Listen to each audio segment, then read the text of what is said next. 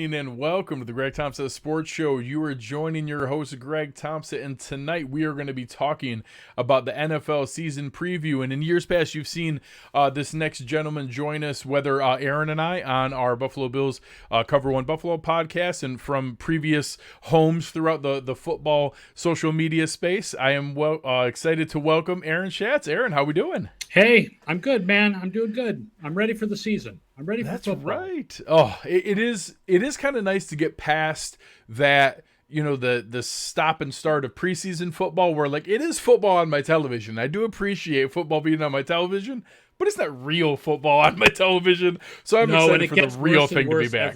Every year, more and more starters get kept back. Yeah. And so, yes, it's football. And I suppose it's somewhat competitive, but it's not the same. And I don't feel like you learn much from it. I don't feel like we learn much about what's going to happen in the season from those preseason games. It's funny you say that because I've had a couple guests on the last couple weeks where we've been trying to parse what can you get from it. Is there some usage? Is there some who played at what time during the game? Yeah, that's the only thing is the depth charts. You get an idea of depth charts. Yes. But other than that, like how good teams are, I mean, so many starters are not playing. That it used to be that like you could look at like the first half of the second and third games, and that would basically be the starters, and that would give you a little bit of an idea if a team was much better or worse than the year before. No, not anymore. No, it's okay.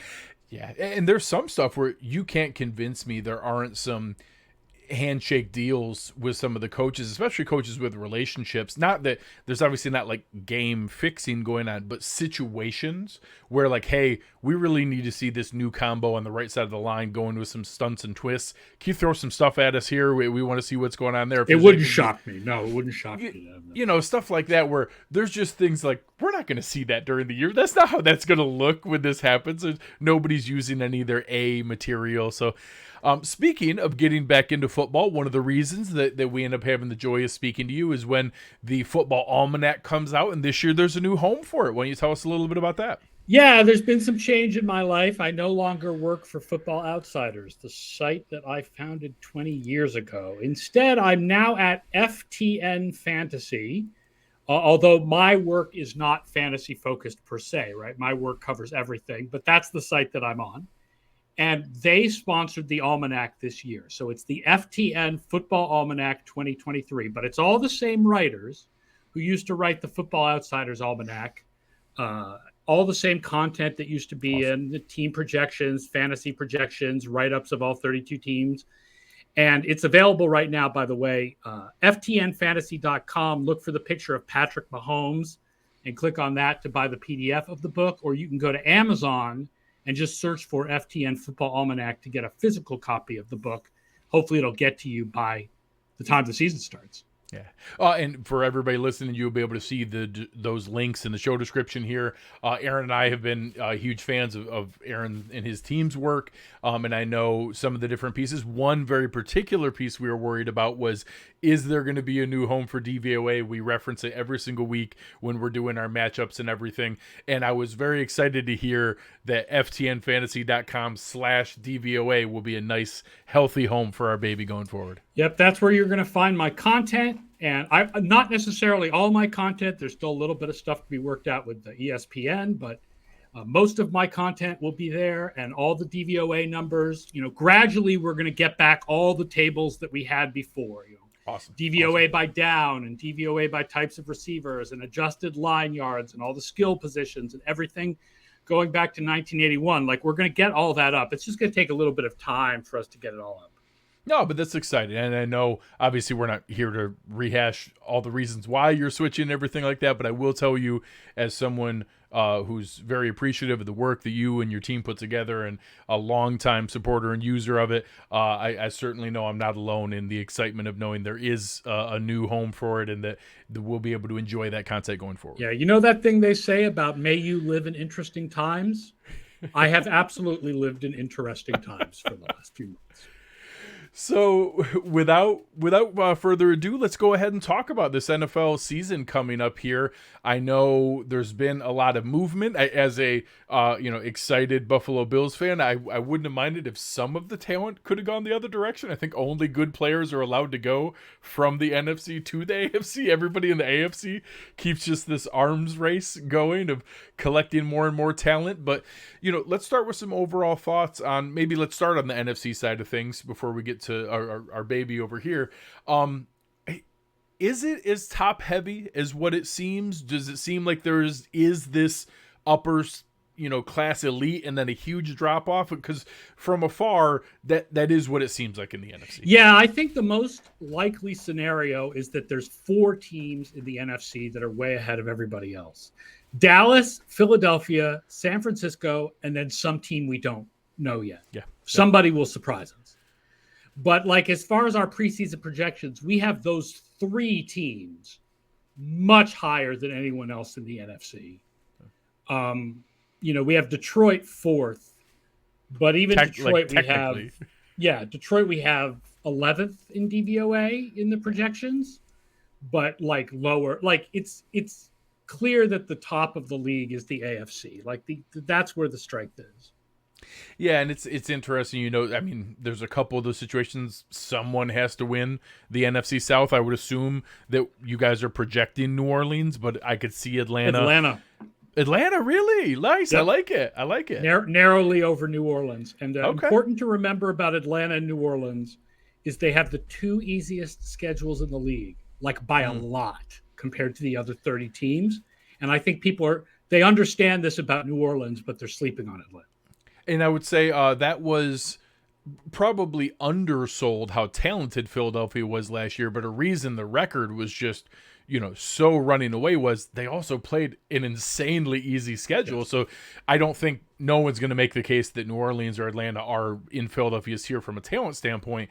But when you're playing, I know from a fantasy perspective, if you look at the quarterbacks that New Orleans is facing for their first 10 games, I think they faced Trevor Lawrence, and that's about it all season. No questions. I will say that if things were to, my projections have right, basically New Orleans and Atlanta would both make the playoffs ahead of better teams from the AFC. Yeah. It's the Chargers might be home, and Pittsburgh might be home, and the Patriots might be home, and the Dolphins might be home, and the Saints and the Falcons might be going to the playoffs when they're not as good as those other teams. Absolutely. Well, so before we switch over there, just on that topic, if you look at the fan bases right now for, let's say, the Chargers, the Ravens, the Bills, the Dolphins, the Jets, out of all those teams, 1 or 2 of them aren't even going to make the playoffs. They can't all make it. Right. And if you ask each of those fan bases, they have aspirations of a Super Bowl, let alone even the possibility that they won't make the playoffs. There is at least 1 or 2 fan bases who are certain they're making the playoffs who won't even make it. It's the AFC is just an absolute gauntlet. Yes, absolutely. So before we get to the AFC East, any other? So not that I think Atlanta's a huge surprise because I kind of like them as well. I want to ask about the NFC North because that's a division where I've made the case that I don't think there's any division where the 4th place team has as good of a chance as what I think the Steelers do. I like Baltimore. I think a lot of people are simply going with, Cincinnati was awesome last year and the Super Bowl the year before. They've got to be the favorite. I think Cleveland's real. I think the AFC North could be sneaky really, really good. Best division in the game. We have every team in the AFC North averages 9 wins or more in our simulations. Very, very interesting. And who do you guys project to take the AFC North? We have Cleveland narrowly ahead of Cincinnati. Wow. Although Cincinnati comes out as the better team, Cleveland's schedule is just a little bit easier, and it makes they win the division in more of our simulations than Cincinnati does, even though Cincinnati is the better team in a projected DVOA. So, obviously I know all of the inner workings of the simulation aren't always the easiest to explain.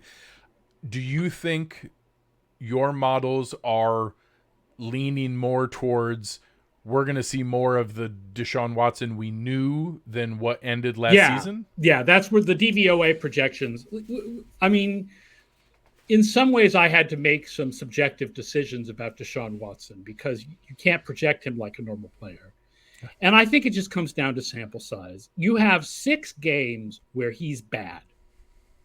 And then you have the entire rest of his career. Yeah. And you have 2.5 years before that of Kevin Stefanski running a good offense with bad quarterback in Cleveland. Yes.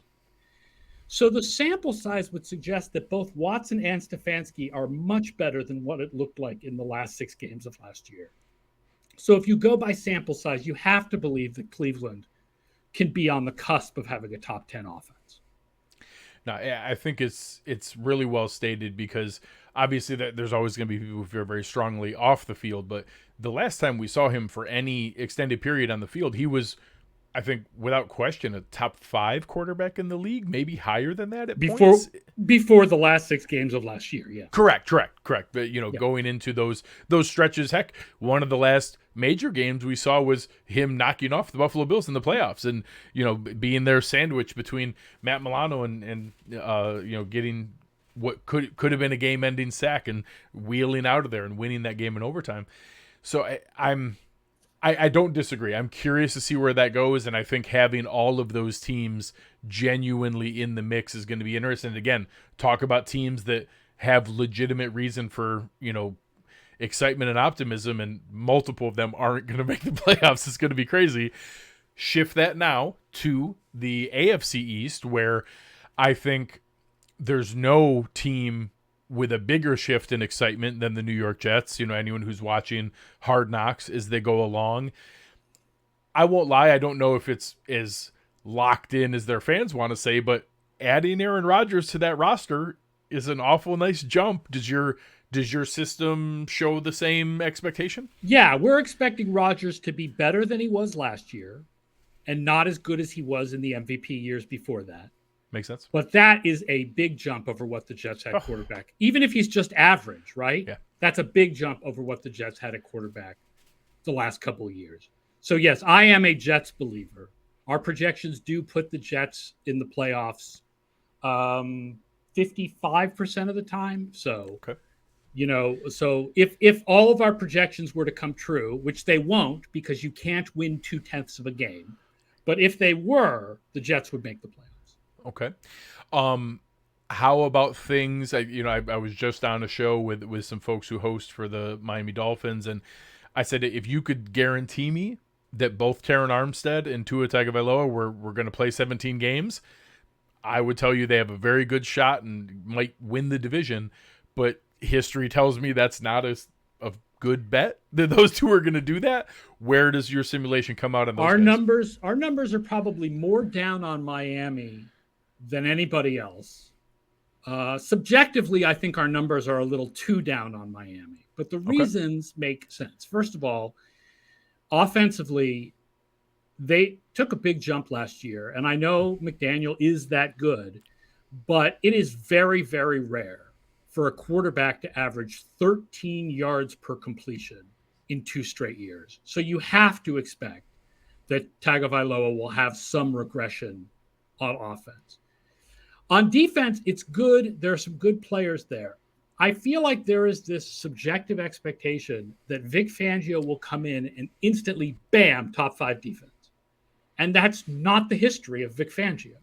Yeah. Vic Fangio has come in and defenses have been bad. Some of them have never gotten good. Some of them got very good. Like his Bears defense was like worst in the league his first year. And by his 4th year there, they were best in the league. But there's no indication from Vic Fangio's history that there is this pattern where he shows up and defenses suddenly become top 5 defenses. Like, that's not to say he's not a great hire. He is a great hire, right? Like, who would I have hired as defensive coordinator? Yeah, that's who I would hire. Sure. But in a statistical projection system that's based on past performance, there's no way to create some kind of Vic Fangio variable. And then you add in, how much of his star system was based on having Jalen Ramsey. What are they going to get from Jalen Ramsey? I'm also curious how much there was that stretch towards the end of the season with the 49ers and the Jaguars and the Jets maybe that playing the Dolphins, where people were saying, oh, is this the Mike McDaniel blueprint? Have they kind of solved that offense? I am always curious when you have a huge right, because then breakout. Tua got hurt and we had no chance to see what what was the response to the chess match there. Yeah, Tua got hurt. And you always see when there's that huge explosion in the first year of a new system, a lot of the savvier defensive minds say, okay, give me the offseason. Let me see what I can do here. And you don't always see that next. So I'm curious what McDaniel's counter to the counter is going to be and where those things go with that offense. To give you an example of how hard the AFC is, the DVOA projections would have Miami 11th on offense and 11th on defense, and they would miss the playoffs. That's so crazy. That's so crazy. And that's before the Ramsey injury. So when I do updated projections next week, their defense will be a little lower. Okay. But yeah, they would miss the playoffs even with the number 11 offense and number 11 defense, because the AFC is just like that. And because the 4 hardest schedules in the NFL by our projections belong to the 4 teams of the AFC East. Yeah. So let's talk about the fourth team here before we switch around to Buffalo. I've tried to warn Bills fans who are relishing in the Patriots being in last place and in that expectation there, that I do think they're going to be last. I don't think they have the explosive pieces on offense to really threaten teams, but that defense and special teams and offensive line and run game, their schedule down the stretch is a murderer's row that they're not going to survive. Hardest schedule in the league. But they're also going to drag some teams down with them and ruin a couple other teams' seasons. I think their offense will be better than people think. I don't think their defense will be as good as people think. But overall, I think the Patriots are very mediocre. Yes. And I think almost people who boringly so. Almost the way I used to joke about the Bills during the long Bills playoff drought, that their team colors should be beige and eggshell. Right? Like, yeah. It would be interesting if the Patriots went 4-13, but it's just hard to imagine with the talent that they have on defense in particular, but also with Bill Belichick as head coach. It's really hard to imagine that a team's going to go 4-13. Like, in a way, that's their problem. They can't have a year where they bottom out and get a top draft pick because Belichick is just too good. They're just going to go 8-9 forever. I think you're spot on. And I do think, last year was a weird anomaly from a special team standpoint where, New England has historically had amazing special teams and nobody could kick a football for them last year. I think replacing both of those spots are going to make a difference. Better returners are going to make a difference. It sounds like a very good draft class that, again, I don't think it's going to matter in the returns was the one thing they could do last year. With Marcus Jones. But the kicking was terrible. The punting was terrible. The coverage teams were terrible. Like, it was amazing. They were last place in special teams DVOA.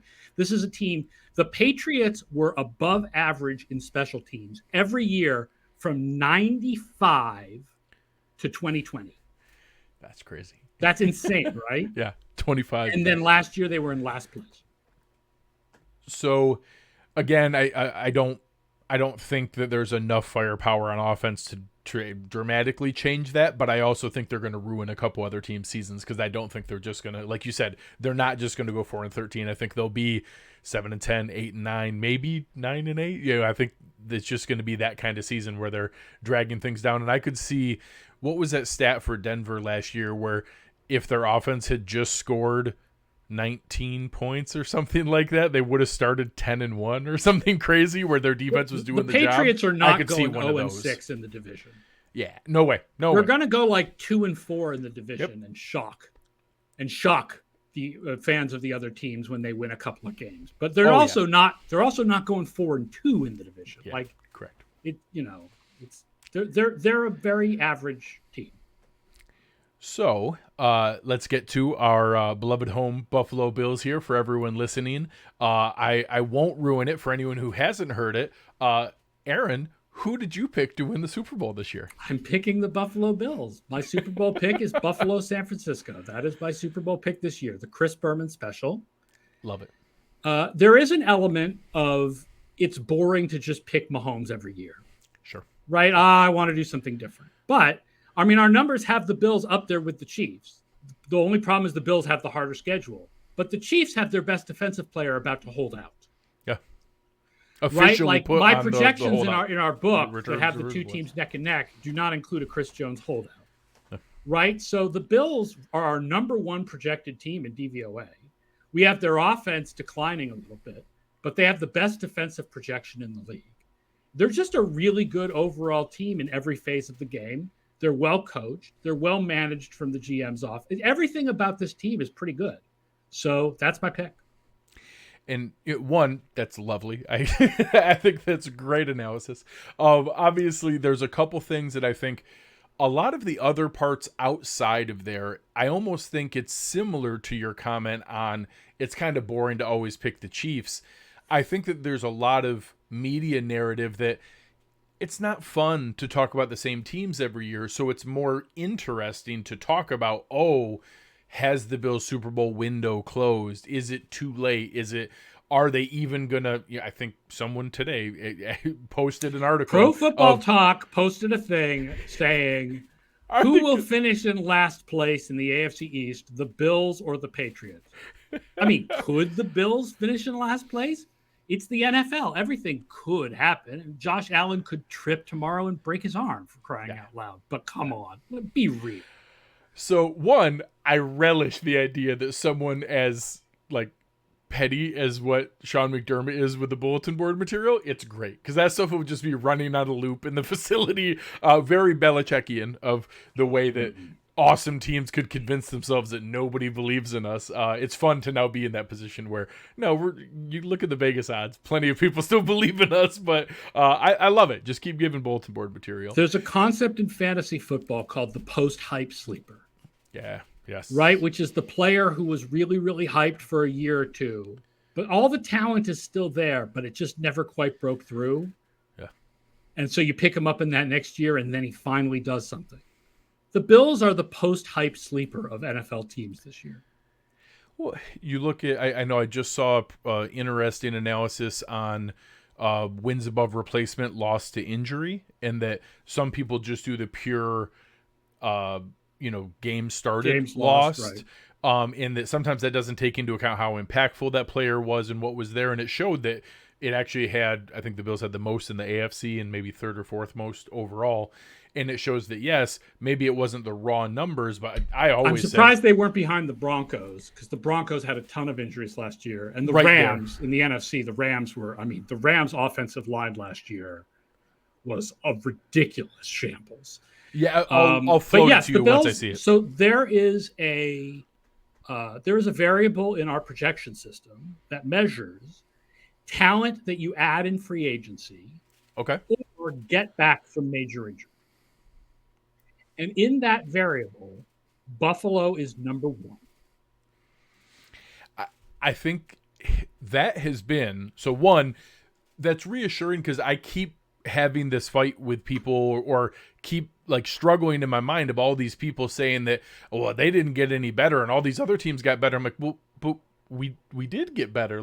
We had a lot of issues with depth and now have Daquan Jones with Poona Ford. And before it was killer when we lost Von Miller. So now we also get Von Miller back, Floyd, but we added Leonard Floyd and you added Taylor Rapp and you get Micah Hyde back. Yes. And you get Tre'Davious White for a whole year, and you probably get Von Miller for most of the year. Yeah, 12 games. It's a very deep team, and they added a lot on defense. By the way, the team that's number 2 in that variable is Atlanta, so that's part of my Atlanta. I like it. I like it.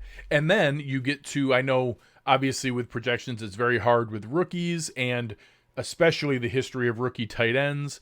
So I think there's some excitement about Osiris Torrance starting and Dalton Kincaid. We can't possibly tamper down the hype enough. I think that that's just another added piece that it looks like they've had some questions on draft classes in the past couple of years. It looks like they've had a nice one here, and I'm curious to see what that does.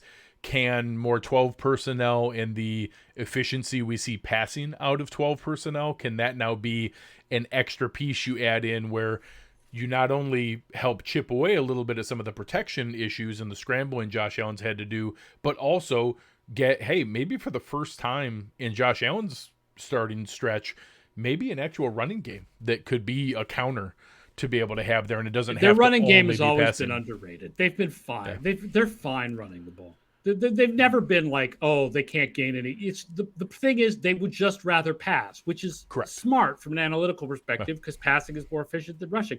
I've never felt like the running game was a real problem for the Buffalo Bills. And another thing about Buffalo is red zone performance over time tends to regress towards how good you are overall. In general, good teams will be good in the red zone and Makes bad sense. teams will be bad in the red zone. This team was 25th in DVOA in the red zone last year. That is not going to happen again.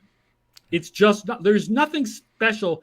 I know we want to believe that there's something about that a quarterback doesn't see things right, or that there's something we can blame, like the interceptions in the red zone on from Allen last year. A lot of it is just random variation. Well, and the random variation just bit him in the butt last year. And it's going to be opposite. fine. It's going to be fine this year. Josh Allen's first 4 years as a starter, he literally had 0 red zone turnovers. Yeah, his entire career. It's not like he suddenly forgot how to play football inside the 20 last year. Yeah. It's just a little bit of random variation. Yeah. All right, so before we wrap things up here, I think obviously it's great for Bills fans to hear that an objective third party actual, although I know your analysis is very objective, a home Patriots fan when you're away from your analysis, to hear that kind of projection and potential for this Bills team. I know, seeing things where in the last couple of days we see them trade away a second round pick like Boogie Basham for pennies on the dollar. You see some of these other questions come into play. There's now questions about last year's first round pick Kyer Elam and why he's not going to start ahead of some other upstart guys like Dane Jackson and Christian Benford. Those, I think, give more question than what the totality of this talent base and the roster, and it's not perfect. We've had to be excited about signing guys like Christian Kirksey and Jermaine Ifedi as insurance policies at a couple spots, but I think fans lose sight of the fact no team has a complete roster. No team has an answer at every single position, and the Bills, although not perfect, have answers at a lot more of them than what most teams do. And a lot of depth. The backup guys, there's, your Epinesa and Lawson as your backup pass rushers, and you have Poona Ford as a backup, and you have Taylor Rapp as a backup. And I mean, there's a lot of depth on this roster. Yeah, it's very, very exciting. So one final shout out here. I know I'm going to post the link for it. I love the Tyreek Hill article that you put up on FTN here. Now seeing some of your work there. Anything else people can expect going forward? Yeah, I mean, you're going to get my regular content. I mean, there'll be updated projections and updated simulation next Wednesday. You're going to get content from me. You'll get occasionally content from the other old Football Outsiders writers. We're going to have to figure out just how often they're going to write, but I'm probably going to write 3 times a week. Quick reads on Monday with the best and worst players of the weekend, and DVOA commentary on Tuesday, and sort of a rotating column on Thursday, and all my stats. We're going to eventually get all the stats up there. It's good. That's my new home, ftnfantasy.com/DVOA. Awesome. So thanks again to Aaron. All the sites that he referenced, you're going to be able to find in the show description here. You'll hear Aaron Quinn and I utilizing them as the season goes. So we'll be showing the new home for DVOA and there in FTN as we project each matchup going forward through this Bills season. But on behalf of Aaron Schatz, you've been listening to the Greg Tompsett Sports Show, and we are out.